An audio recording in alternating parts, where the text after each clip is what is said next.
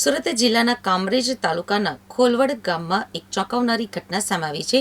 બાળકોની ક્રિકેટ રમત બાળકોના ઝઘડામાં વાલીઓ વચ્ચે હિંસક ઘટના બની હતી. મળતી માહિતી અનુસાર ઉશ્કેરાયેલા ઈસમે માતા સહિત બે પુત્ર ઉપર બેટ વડે હુમલો કરી જાનથી મારી નાખવાની ધમકી આપી હતી. જે મામલો કામરેજ પોલીસ મથકે પહોંચ્યો હતો, ત્યારે હાલ મારામારીના સીસીટીવી ફૂટેજ પણ સામે આવ્યા છે.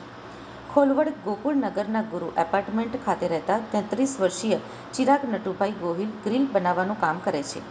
ગત 10મી તારીખના રોજ તેમના નજીકના શ્રીપાદ એપાર્ટમેન્ટ સામે તેમનો 8 વર્ષીય પુત્ર ધર્મ સહિત અન્ય છોકરાઓ ક્રિકેટ રમી રહ્યા હતા.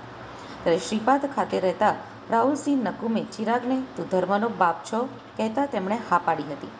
જેથી રાહુલે "તારો છોકરો ધર્મ ક્રિકેટ રમતા મારા છોકરાને પાડી નાખે છે, તારા છોકરાને સમજાવ" એવું કહ્યું હતું.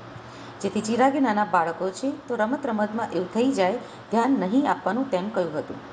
જોકે ઉશ્કેરાયેલા રાહુલે ચિરાગને ગાળો બોલી પરિવારને જાનથી મારવાની ધમકી આપી હતી. તેમ છતાં ચિરાગે કહ્યું હતું કે પુત્ર વતી હું માફી માંગુ છું. આ દરમિયાન ત્યાં આવેલા ચિરાગના માતા ભાનુબેન તેમજ ભાઈ ચેતનને પણ રાહુલે ગાળો આપી હતી. રાહુલે પહેલા તો વાત કરવા આવવાનું કહી ચિરાગને બોલાવ્યો અને પછી "આજે તો તને અને તારા બાળકને છોડીશ નહીં" તેવું કહી ધમકી આપી હતી.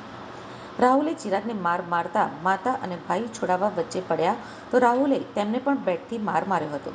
જેમાં ચિરાગના માતા ભાનુબેનના માથા અને પગમાં તેમજ ભાઈ ચેતનની પણ માથામાં ઈજાઓ થઈ હતી.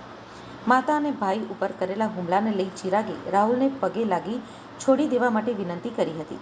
જોકે રાહુલ તેમ છતાં માન્યો નહીં અને ચિરાગને લાત મારી જાનથી મારી નાખવાની ધમકી આપી હતી.